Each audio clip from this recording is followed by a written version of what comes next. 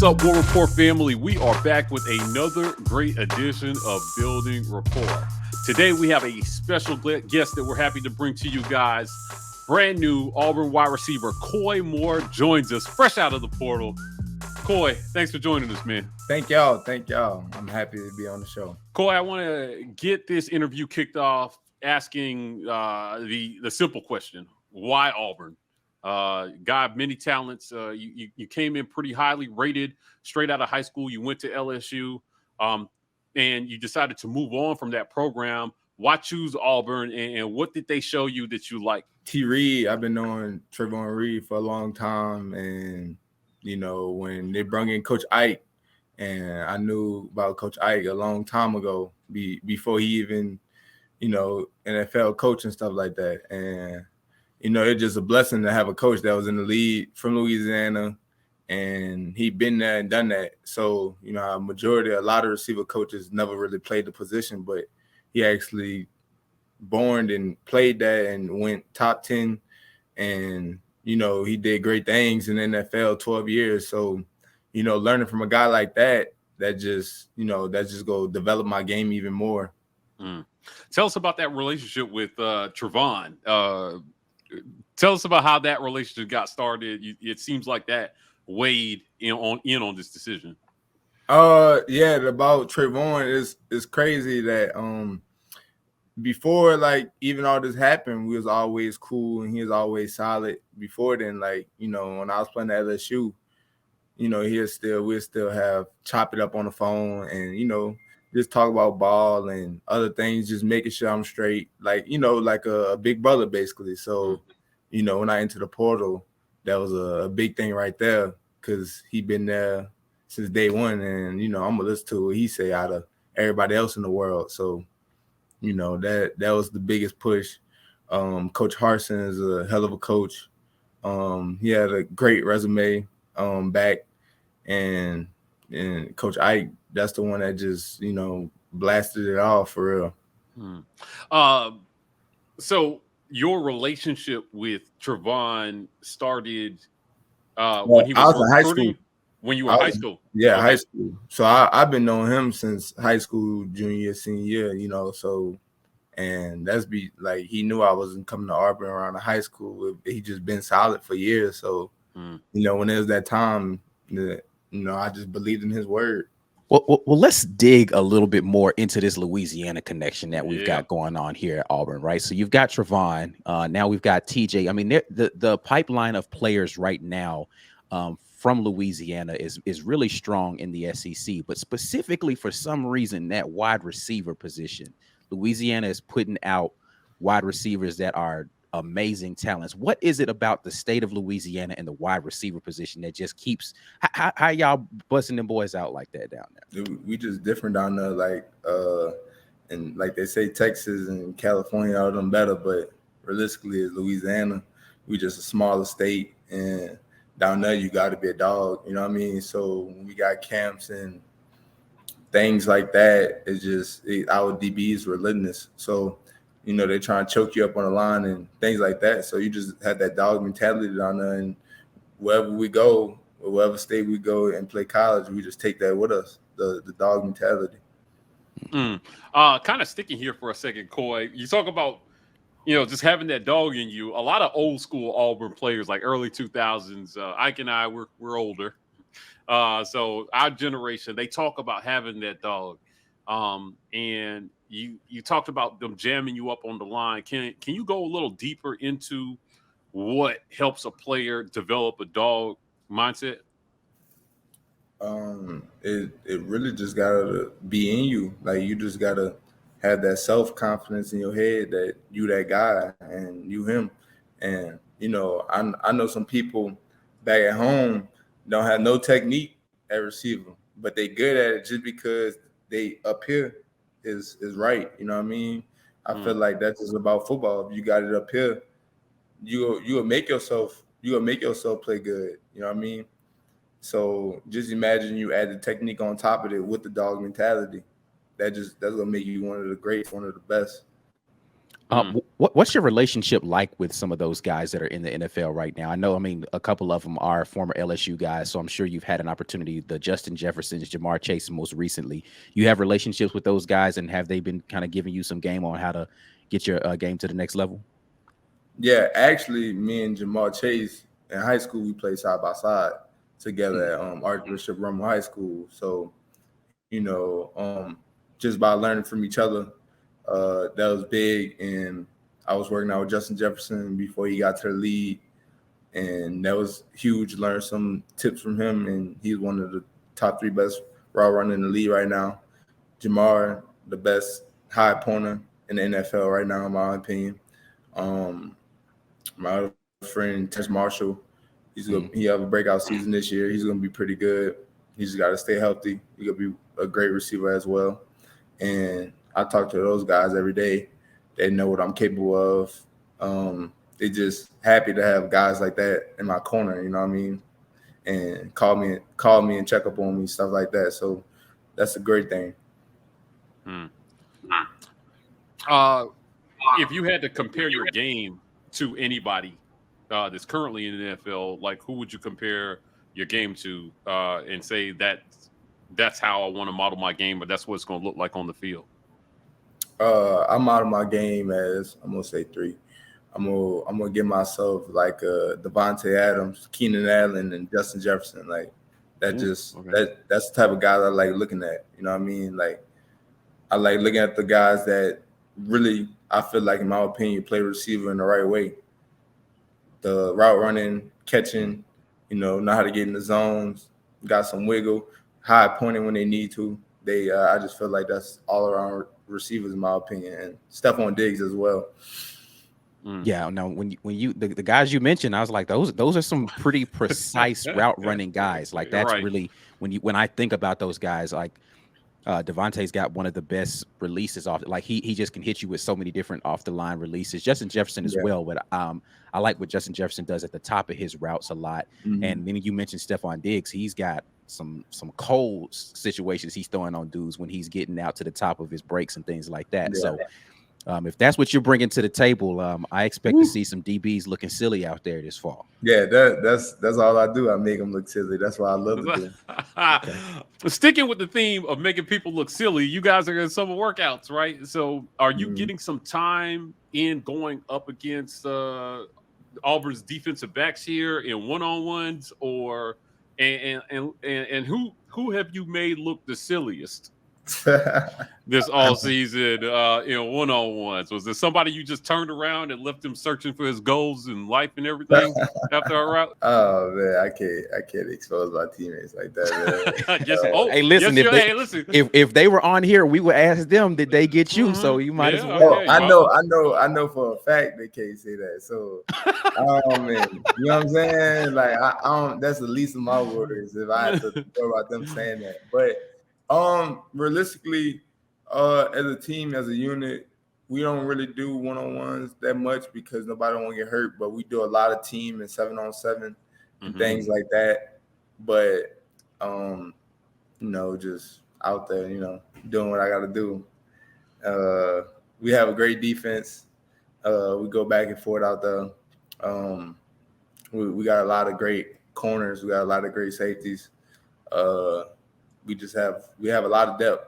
I appreciate you being humble right now with that, man. I appreciate that. Yeah, I mean, listen, I'm cool with the humility and everything. I want to know who's getting cooked out there. If you said something about like LSU or something like that, then hell yeah, I'm with my teammates. Okay, all right. So give us that. Give us a key moment where what's your man's name that transferred from LSU to Arkansas? Dwight McGlothern. Okay. Yeah. So have you put him in the ankle braces? Yeah, of course. that's my dog. That's my dog. But of course, for sure. Nudie, yeah, he's a great corner, but I just feel like I'm different. Like I got you. Okay, all right. I give him everything. Like I'm gonna be aggressive on. I'm gonna be aggressive and be finesse. I got it all in my opinion. Of course, I got after him. I got after some dudes that got drafted previously. I just got after it. I just can't wait to see him again week 5. You know what I mean? All right. It's gonna be like practice all over again. Yeah. Okay. All right. So we're circling Arkansas on the calendar for Coy. Oh, that LSU. LSU is week 5. Okay, LSU is fine. Okay. I call it, and that was another reason why I chose Auburn too, because I look at it as I put it on my mirror. I got it all caps. I got a revenge tour. That's how I got it, because it's all the teams that I went against, things like that. So it's the revenge tour. Now, feel free to not answer this question, but I'm gonna ask it anyway. All right. So, you were there last year when Auburn came to Death Valley, right? Yeah. What was the attitude like in the locker room regarding TJ Finley? Were they like, we hope he get in the game because I want to light it? Like, how was the defense? Like, were they ready for TJ that day, like hoping he played? Yeah, definitely. There was everybody loved TJ on our team. But it's still competitive. It wasn't no bad blood, but a lot of that's like, damn, I finally get to hit him. Like, right, because it was ready to hit him. Right, because the quarterbacks are non-contact. Always, right? Like, you're never hitting a quarterback in practice on your own team, but if you get a chance to take a shot at the guy finally, I gotta imagine that they was definitely excited about that, to get a chance to hit him. Okay. So are you feeling that's when you get in the game here, they're coming to Auburn this time, do you feeling like you're catching a slant route going across the middle? Some safety is like, okay, I find like he talking all that, he got me. I get a chance to light him up. Are you expecting that kind of energy? Oh, for sure. I'm gonna expect late hits, all that. I'm already knowing that. I'm expecting that already. So I'm pumped about it. I'm excited about it. I'm just ready to show the world what I used to do when I was there behind the scenes. Okay, so here's the other question that I have for you in regard to that though. What's your return energy when like they talking a little bit, they giving you a little extra? Like, what are we expecting to see from Coy Moore on the opposite side? Right. Are you talking back? Are you getting up, giving the first down signal? You clapping in people's face? Like what's going on? How is your demeanor going to be on the field? The thing about me, I'm gonna be real hype, but like how I am is like, soon they say one little thing is over with. Like it just something click in my head. It just like, yeah, it's go time. Like, okay, so when you talk, that just give me a bigger confidence booster. Like that's like, oh, all right, that's what we doing. All right. And I'm gonna do everything, the first down sign, all that, clapping face, all that. I'm gonna let them know that you can't hold me this whole game. Like, I'm gonna let them know that. So you come across the middle, they get a good one on you. You're gonna hop up and be like, okay, good one. I'm still here though. I'm still here. Oh, as long as I catch it, I'm gonna tell them it don't matter. It don't matter if I catch it. Yeah, right. Because you got to make the catch, right? Yeah. If you gonna talk, you got to make the catch. I think attitude is definitely important. Obviously, staying within the bounds of not letting your emotions take over to the point where it may hurt the team or you get a penalty is also important, right? But I like that. I like playing with an edge. And you mentioned the revenge tour. I want to go back to that a little bit. Yeah. Where the portal has given you guys the opportunity to make decisions in your own best interest, right? And so as a player, is there LSU has done a really good job with recruiting wide receivers over the last few years. I don't think that's debatable. The receivers that have come out of that program have been incredible. So when you came over, there was a feeling, hey, this guy could be. They might be crowded there. So when you made the decision, was it just about like what drove you to make this decision to transfer and jump into the portal? Was it just too many guys at the same position, or what was it? It wasn't about that. In my opinion, like I ain't trying to be cocky, and I was the best receiver in that room. Okay, now that. Listen, because Kayshawn he's nice. Oh no, I know, and I'm better than him for sure. My guy. Okay. Oh. My guy. I love the confidence, man. He's a great player. I'm not taking away what he did, 300-yard game and things like that. He's a hell of a player. I'm not taking that away from him. But like people deep down inside know who was real, like who was the real receiver one. If I had the same opportunity as some of those guys, you know what I mean? So okay. It just wasn't my opportunity there, especially having a different OC, a different person that recruited me that was there. You know what I mean? He played his guys, so that's what it was. And it just, I played, I started like the last 4 games my freshman year and couldn't see the field the next season. So, it just was some odd going on over there. So that's why I realistically left, but it's fine. That's why I call it a revenge tour, because I get to compete against receivers like Keyshawn Booty during the game and see who really do the best. You know what I mean? Like just things like that give me hype too. So that's gonna be exciting. Well, let's stick here for a second, because I love the direction this conversation is going in talking about competition, and it feels like a lot of great players transferred from someplace else, and for whatever reason they couldn't see the field. Alabama's best receiver, Jameson Williams, couldn't see the field at Ohio State. Mm-hmm. He came down to Alabama and he was all world.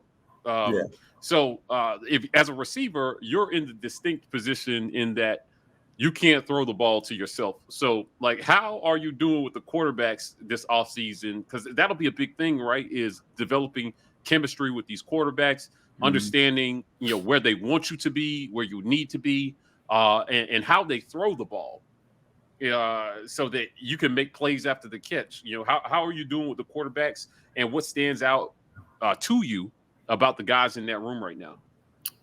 We got 3 great quarterbacks, actually, and they all bring something different to the table, and it's all winning mentality, in my opinion.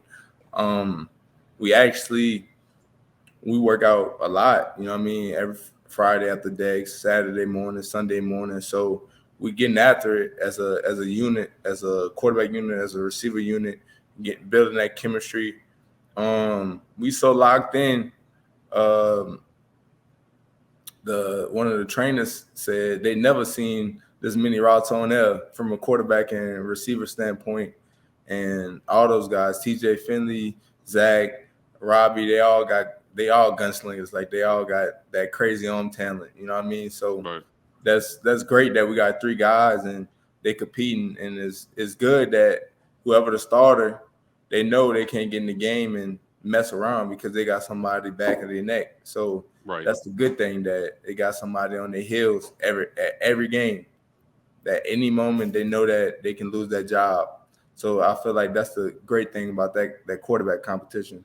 Quick follow-up. One of the biggest points of improvement for Auburn's offense is going to be passing down the field.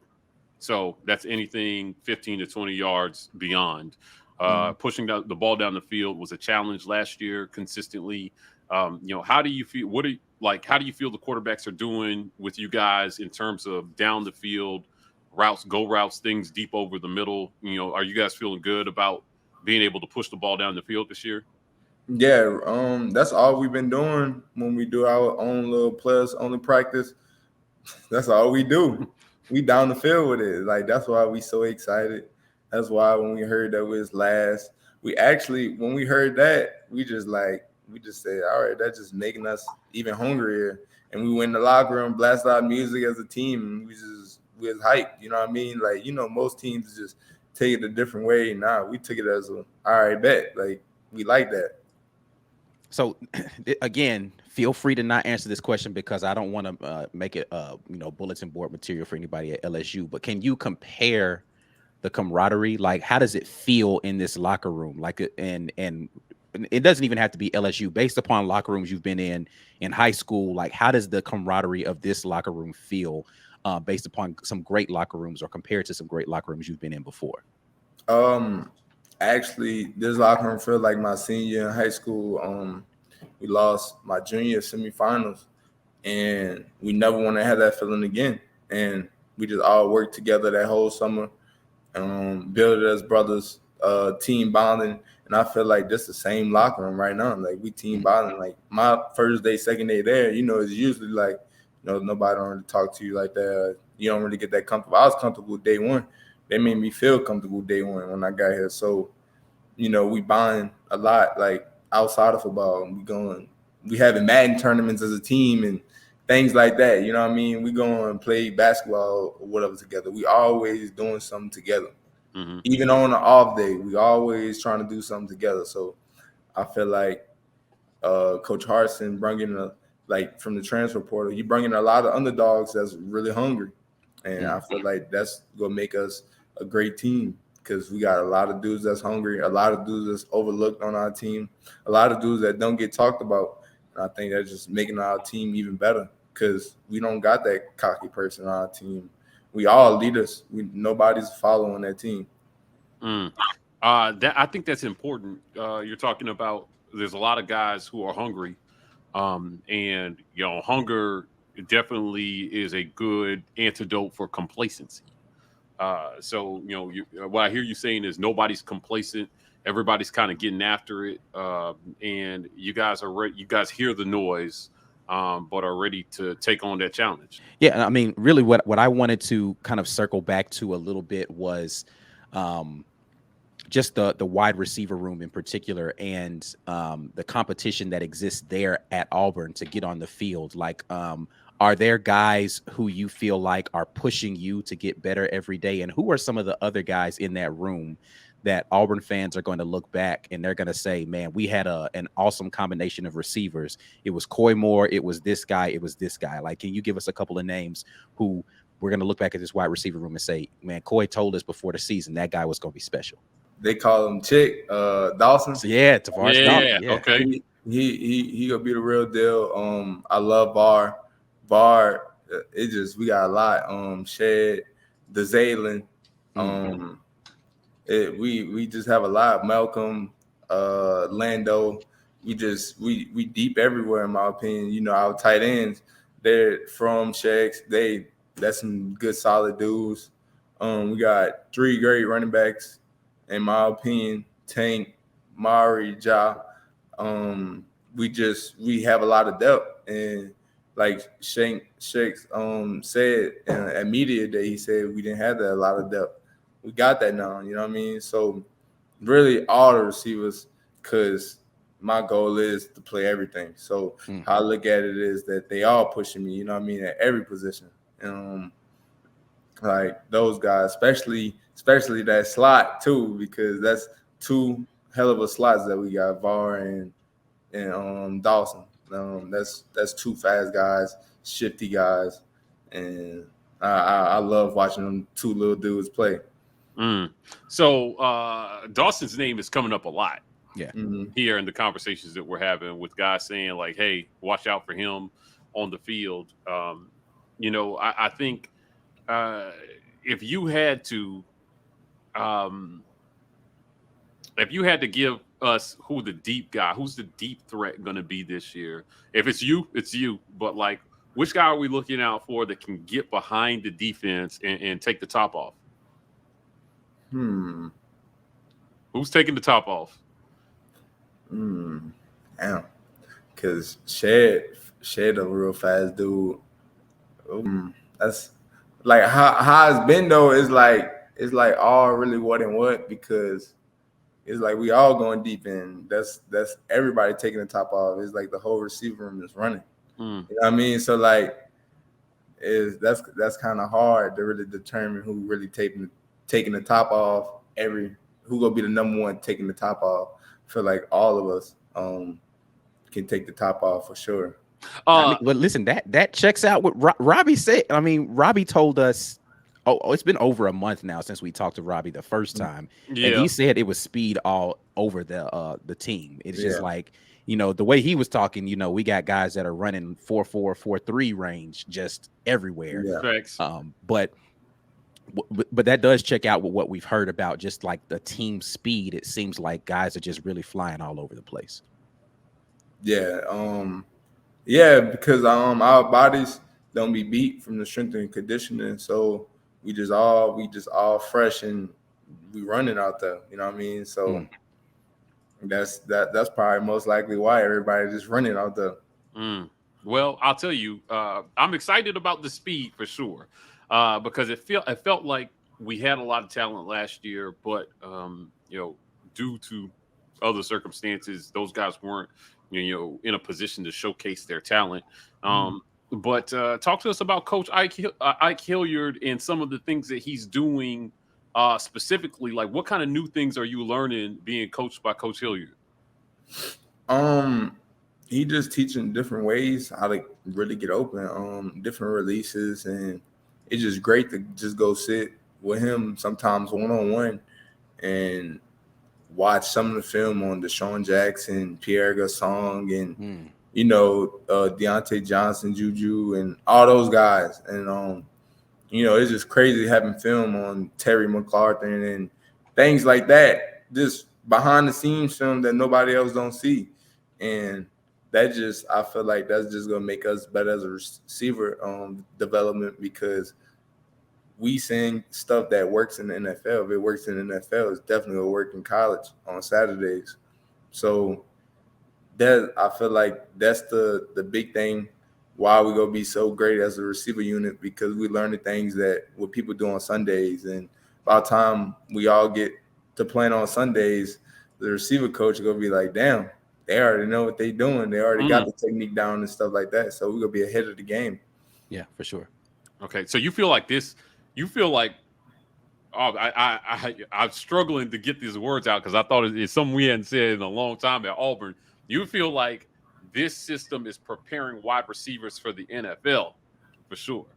Yeah, for sure. I feel like, in my opinion, we should have 2 receivers with 1,000 yards at least. Ooh. At least 2. Okay, now and you don't see that a lot at Auburn in the past years. And you don't see one. yeah, that's what I'm saying. You don't even see one. I'm telling y'all 2.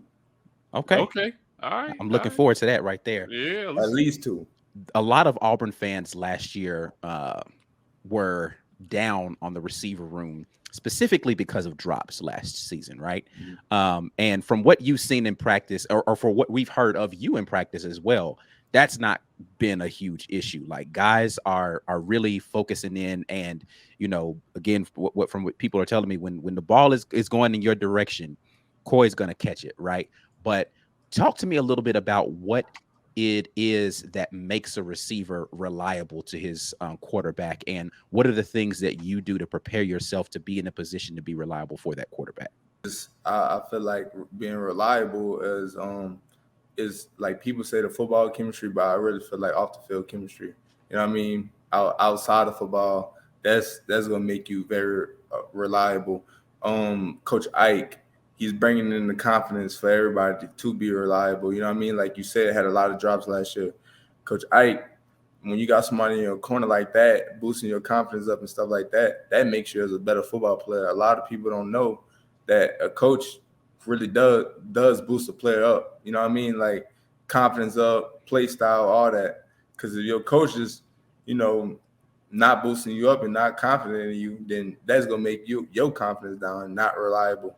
And you know what I mean? Like, that's part of why what happened last year. You know what I mean? But Coach Ike just bringing a different type of energy, and the 3 quarterbacks that we have a different type of energy towards everything. And somebody drop a ball, and our quarterback's next play throw it right back at them. You know what I mean? That just gives somebody a confidence booster back, and nobody on the team, somebody drop a pass or whatever, nobody on the team clowning them or nothing like that. Just next play, we'll purposely throw it to them the next play. You know what I mean? Yeah. And I feel like that's why we're gonna be a way different unit. I think we'll be the strongest unit on our team this year. Coach Harsin described a drill that the quarterbacks do called "Make It Take It."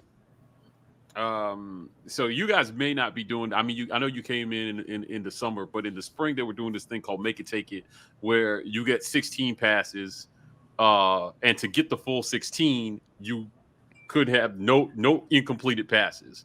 Is there anything that you guys are doing like that as a receiver group to compete and try to get strings of receptions going? Like, what are you guys doing special to compete as a group in these player-led practices? We actually was thinking about doing like soon before fall camp as a receiver unit. We're gonna get together with the DBs and we're just gonna do king of the hip, like king of the field, 1-on-1. You keep going until you lose. So that's something that we was thinking about doing.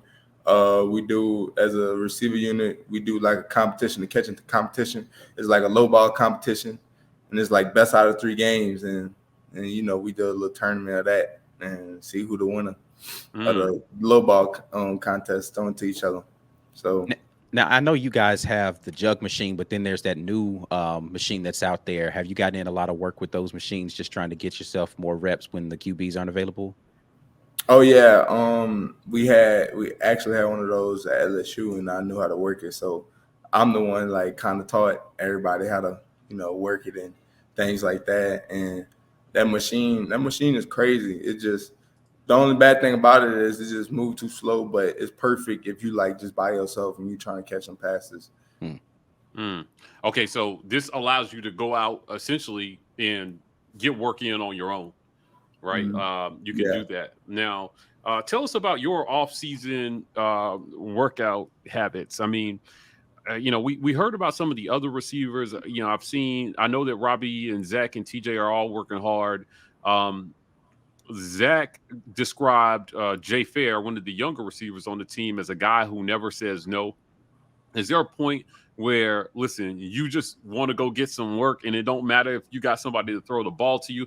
Like, you know, what kind of extra things are you doing to prepare yourself for the season and get into, you know, game ready mode? I just, like, at the weight room, and we don't have like a route running day or something like that, me and Dezalin try to at least catch at least 200 passes at the weight room or something like that. So, you know, my goal is every day to at least get 100 catches. And on Sunday, Saturday, it don't matter. 7 days out the week, I got to at least get 100 catches. Okay. You know, that's not. I bet say that's not 100 routes though. That's like you need to just catches, just throwing into each other or whatever. Like, you know, I just got to at least get 100 of them a day, and they get better. And usually, like, when we get the off there at camp, my brother go come up and we go do tour days. We usually do, you know, get right, because it's that's your last critique week, you know what I mean, before the season come with your trainer. Right. So 100 catches, right? It reminds me of like a basketball player going out and trying to hit, you know, I don't know, like, you know, 300 threes or something, right? So when you're going through these drills to get 100 catches, what are you working on primarily? Is it just like hands? Is it, you know, are you switching between catching with your body and your hands? Like, describe that to us. I ain't practicing no body catches. Okay, all right. I see my hands. I compare them to like Larry Fitz, so I ain't even trying to catch him in my chest. So my guy, it just everywhere, high, sideways, over the shoulder. It just multiple drills. It just of everything, because you always can catch it from everywhere. You can't just say that, oh, I'm good at this catch already. Nah, you still got to get 20 on each one, you know what I mean? So you always got to catch, and it don't have to be no running. It just, you just catching the ball. It's just catching tennis balls, throwing it out on wall as well, you know what I mean? Just different things like that. Even like dropping the tennis ball and you heard me snagging it, like, you know, reaction times, and just all different type of catching while running. That's what's up. Okay. That's interesting. I think that the idea of the repetitions that you're getting, and you saying like, I'm never trying to catch the ball with my body, it's all hands all the time, is interesting. I feel like a lot of receivers get stuck, Coy, in that in between, trying to decide whether to catch a ball with their body or with their hands or how to make the catch, right? Like, so, is that mostly just instinctive or, I feel like that's like more like a confidence thing because if you catching it with your chest consistently, that means you ain't confident in your hands. And a lot of guys like, I love Amari Cooper, but he a great round runner, and sometimes he just catch with his chest, and that's why sometimes that play that he don't make it, he didn't make it because he didn't have confidence in his hands. But it just all up here, and like my brother always tell me, attack the ball before it attack you. Okay, all right, that's good, man. I like it. Yeah, I like it. Coy, great discussion today about everything that you guys are doing this offseason to try to get prepared for the season. What's left to do? It's the summertime. We're about just over a month out. I mean, you guys are just a couple weeks from fall camp. So before you get into fall camp, what is a player trying to accomplish before the coaches are out there with you guys? Like, what's left to do that you absolutely have to get done before the coaches are watching it and they're starting to evaluate who's going to take the field first on Saturdays? Like we gotta build that chemistry. We gotta have it. We can't have it day one of camp. We gotta have it weeks before camp. You know what I mean? Before camp start, we gotta have that chemistry and watch film together. Get ready for week one. You know what I mean? Get ready for Mercer. Just build that connection, build that chemistry, because we don't got it by time fall camp. We're not gonna have it by time September 3rd. You know what I mean? So we just, as a team, we just got to keep stacking days, day by day, and just get better, that 1% better as a team. I feel like that's going to make us great right there. How comfortable are you with the playbook right now? Like, what percentage would you say you are with where you need to be with that stuff? I'm highly comfortable with it. It just the formations, at LSU is a lot of signals, so it was easier. It was harder to actually learn the signals. Now I just it's huddle, just learn the formation and get the routes and the plays. It's easy. We just in the NFL type of offense, so it's the I formation, tight. Sometimes the single back, just things like that. Just all different. So, and LSU just was spread. So I just have to learn the formation. Somebody tell me a play, I'm gonna know what it is already. You know what I mean? So I'm caught up on it. Can't always get better at it though. So just to be clear, you feel like it's more complicated or less complicated? Actually, it's less complicated in my opinion, because you get those formations down, you're gonna know the play. Right. You gotta get the formation down, and we in the huddle and how it's set up, little things that my position, tight end on that side, you definitely on that side. You know what I mean? So like, it's some things you're gonna think a little bit and some things you're not. Okay. So that's the good thing. And the thing about the signals at LSU, if you ain't know the signal, you don't know what's going on at all. I have one more question about blocking. Oh, this is Now, it's not the sexiest part of the position for sure. But sometimes when you're running things to the edge, it's important for wide receivers to get out there and block and throw a block. Talk to us about how that's going and what kind of things are you guys doing right now in camp to be better blockers on?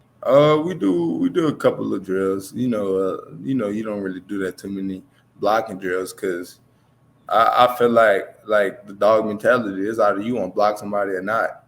Like blocking don't have nothing to do with no technique. I mean, obviously technique, but if you really want to block somebody and you don't got no technique, it's gonna happen. You know what I mean? Like you go grab them and you go do something to them. Like that's up to you. If somebody get beat off a block because they ain't want to block them, and I love the block, and I don't got no problem. I play every snap, 100%. That's why I like running. That's why I do when I go back home. I run like 5 miles and stuff every other day. You know what I mean? Because I know my play style. I gotta play every snap 100%, and from the blocking standpoint, from the pass game standpoint, because I know if you blocking the hell out of a DB and you that aggressive, they not gonna want to guard you neither, because they not gonna know what's coming, because you come in 100% every single time. That's interesting. Interesting comment. So essentially, if you're not blocking somebody, it's because you don't want to be blocking them. Pretty much. Yeah, like if you block somebody, that's just up to you. To be honest, it's just really in you if you want to block them or not. Well, Cole, I want to thank you for joining us and chopping it up with us a little bit about all things Auburn wide receiver. We're looking forward to seeing what you guys do out on the field this fall. I'm looking forward to seeing these 2,000-yard receivers you talking about. We're gonna have that's gonna be historic. Y'all might go down in the Auburn Hall of Fame. Thanks for joining us, man, and good luck. We hope that you come back to talk to us after a great season. I appreciate y'all though for having me on here. For sure. Up with y'all. Guys, that's it for another great edition of Building Rapport with our guy, Coy Moore. If you want more content like this, please hit like and subscribe. We are the War Rapport on most social media platforms, TW Rapport on TikTok. Fellas, we're signing off, and as always, War Eagle.